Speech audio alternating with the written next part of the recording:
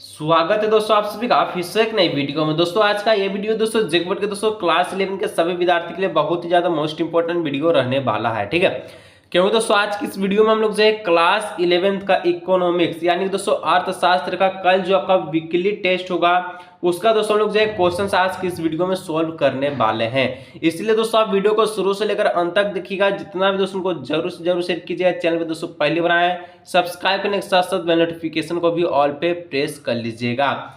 और आपका दोस्तों क्लास 11 इकोनॉमिक्स में 10 एमसीक्यू प्रश्न है और 6 सब्जेक्टिव प्रश्न। ठीक है, तो सारा का सारा प्रश्न आज की इस वीडियो में सोल्व करेंगे ताकि कल आप वीकली टेस्ट में तहलका मचा सकें।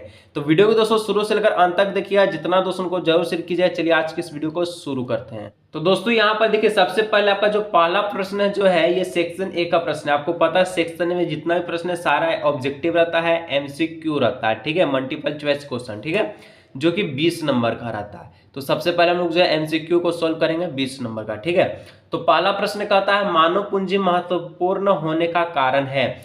जो मानव पूंजी होता है दोस्तों ये महत्वपूर्ण यानी कि इंपॉर्टेंट होने का क्या क्या कारण है। ठीक है, पहला ऑप्शन है भौतिक पूंजी का उत्पादिक प्रयोग संभव है, उत्पादकता में वृद्धि और आवृत्तियों का आधुनिकीकरण यानी कि मानव पूंजी का इंपॉर्टेंट होना सभी के लिए महत्वपूर्ण है। तो यहाँ पर दोस्तों ऑप्शन नंबर डी हो जाएगा, इनमें से सभी, ऑल ऑफ दिस। ठीक है, चलिए आगे दोस्तों बढ़ते हैं। 2 नंबर का था मानवीय संसाधन के विकास के लिए आवश्यक है। ठीक है, क्या बोलता है, मानवीय संसाधनों के विकास के लिए आवश्यकता है। क्या आवश्यकता है, तो मानवीय संसाधनों के विकास के लिए दोस्तों शिक्षा बहुत ही जरूरी है। तो शिक्षा रहेगा तो बहुत ही अच्छा है। ठीक है, इसलिए बोल रहे शिक्षित होना जरूरी है। चलिए ऑप्शन नंबर डी।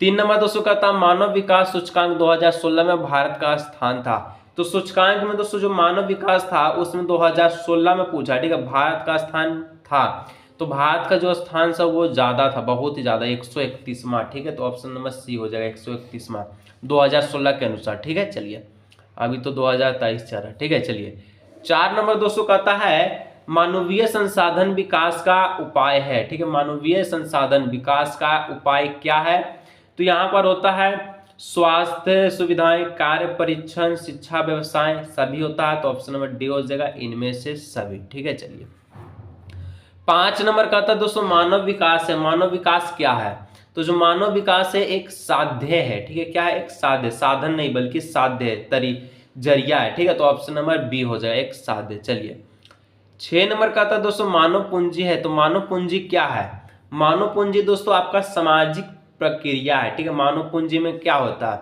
जैसे शिक्षा, शिक्षा क्या है, मानव पूंजी हो गया। ठीक है, डॉक्टर क्या है, डॉक्टर भी मानव पूंजी हो गया। ठीक है, ये सब दोस्तों मानव पूंजी के अंतर्गत है। मानव पूंजी मतलब कि ये पूंजी लगाता है जो कि आगे पैसा आते रहे। ठीक है, मतलब ये समझ लीजिए। ठीक है, तो इस प्रकार से मानव पूंजी का मेन उदाहरण ये सब हो गया। तो ऑप्शन नंबर ए हो जाएगा सामाजिक प्रक्रिया। 7 नंबर का था राष्ट्रीय साक्षरता मिशन स्थापित किया गया था। तो राष्ट्रीय साक्षरता मिशन दोस्तों 1988 में स्थापित किया गया था। ठीक है, 1988 में। ऑप्शन नंबर ए हो जाएगा। चलिए 8 नंबर दोस्तों का था मानवीय पूंजी निर्माण के स्रोत है। मानवीय पूंजी निर्माण के स्रोत क्या है, तो मानवीय पूंजी निर्माण का जो स्रोत है केवल आंतरिक और केवल बाह्य, केवल आंतरिक और केवल बाह्य, यही मानव पूंजी के स्रोत है। ठीक है, चलिए अंदर और बाहर दोनों।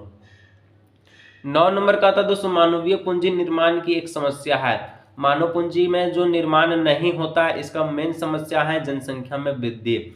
जनसंख्या में वृद्धि से दोस्तों अक्सर आय घटता है। ठीक है, तो यहाँ पर मानव पूंजी नहीं हो पाता। तो ऑप्शन नंबर सी हो जाए।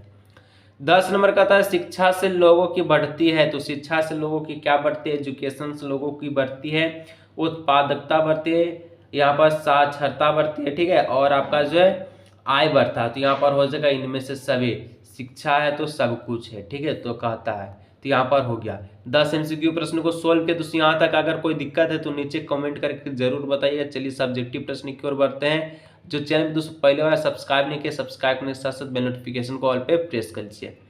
सब्जेक्टिव में दोस्तों सबसे पहले हम लोग सेक्शन बी को देखेंगे। 2 प्रश्न पूछे, 11, 12, 2 नंबर, 4 नंबर का वेरी शॉर्ट आंसर क्वेश्चन में आता है। ठीक है, 11 नंबर दोस्तों कहता है किसी देश के शैक्षिक क्या बोलता है उपलब्धियों के 2 सूचक क्या है। किसी देश का शैक्षिक उपलब्ध यानी कि जो शैक्षिक है, शिक्षा क्या है, ठीक है, उसका उपलब्धि के बारे में 2 सूचक आपको बताना है।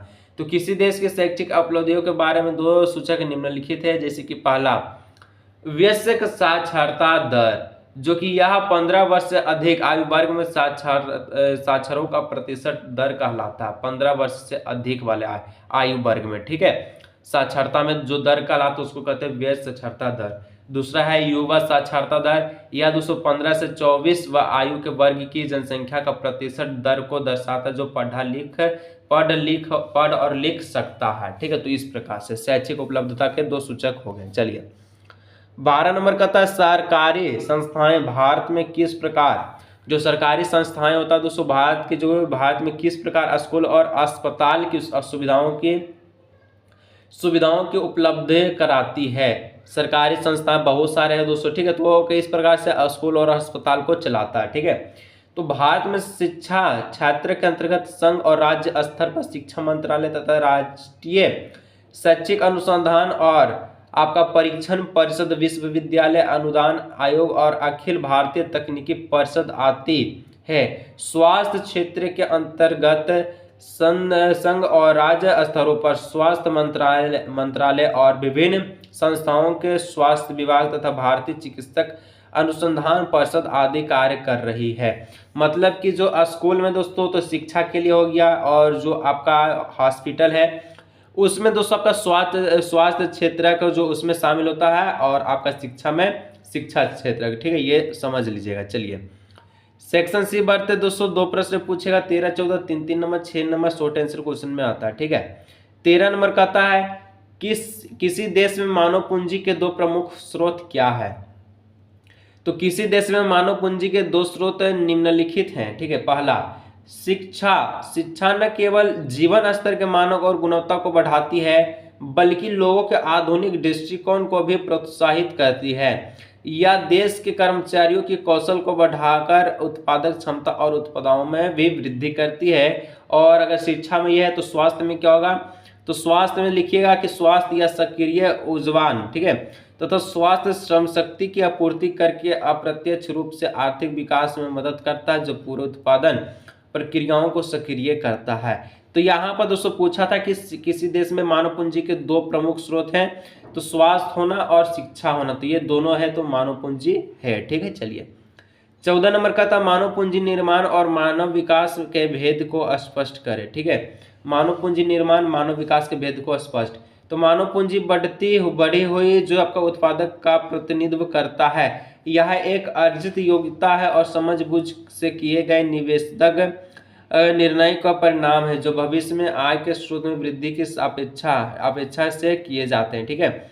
और नीचे लिखिएगा कि जो आपका ये मानव पूंजी था मानव विकास इन विचारों पर आधारित है, जो कि शिक्षा और स्वास्थ्य दोनों मनुष्यों के कल्याण के लिए अभिन्न, क्योंकि जब लोगों के पास पढ़ने और लिखने तथा दीर्घ आयु तथा स्वास्थ्य जीवन की योग्यता होगी, तभी वे इन मूल्यों का मापन करने में सक्षम होंगे जिनको ये महत्व देते हैं, ठीक है। चलिए लॉन्ग आंसर क्वेश्चन की ओर बढ़ते हैं। 5 नंबर का दो प्रश्न रहेगा। 15 नंबर का था मानव पूंजी की तुलना में मानव विकास किस प्रकार से अधिक व्यापक है।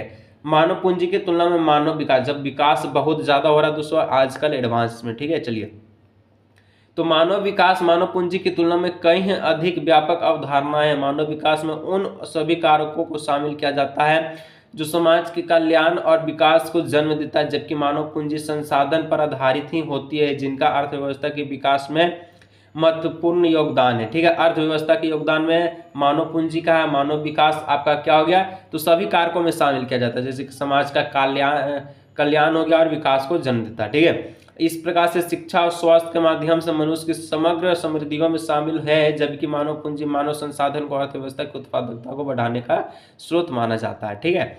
16 नंबर पर कहता है मानव पूंजी तथा आर्थिक समृद्धि के बीच में अंतर स्पष्ट कीजिए। मानव पूंजी क्या होता है, आर्थिक समृद्धि क्या होता है, इनके बीच में क्या करना है, अंतर स्पष्ट करना है। तो लिखना है मानव पूंजी तथा आर्थिक समृद्धि के बीच सकारात्मक संबंध है, ठीक है। सकारात्मक मतलब सही वाला, ठीक है। मानव पूंजी का निर्माण आर्थिक समृद्धि की प्रक्रियाओं की गति प्रदान करता है तथा आर्थिक समृद्धि मानव पूंजी निर्माण की प्रक्रियाओं को गति प्रदान करता है। यदि हमें आर्थिक समृद्धि में विकास से जो करना चाहते हैं तो विकास करना चाहते हैं तो हम अपनी मानवीय पूंजी में वृद्धि करना होगा। अगर आर्थिक में विकास करना चाहते हैं तो मानव पूंजी पर जोर देना होगा तब दोस्तों, ठीक है। मानव पूंजी जैसे कि हम आपको उदाहरण दी, जैसे कि शिक्षा हो गया, डॉक्टर हो गया। अब जो डॉक्टर बना उसको पास पूंजी, मानव पूंजी का कमी पड़ेगा, नहीं पड़ेगा, ठीक है। इंजीनियर बन गया, नहीं बने जो का क्या बोलेगा, तो मानव पूंजी का कमी नहीं होगा। पुलिस बन गया तब भी नहीं होगा। और बहुत सारे दोस्तों क्लर्क हो गया, ठीक है, या फिर ऑफिसर बड़े बड़े डीएम, ठीक है। तो इस प्रकार से मानव पूंजी होता है शिक्षा और स्वास्थ्य के आधार पर, ठीक है।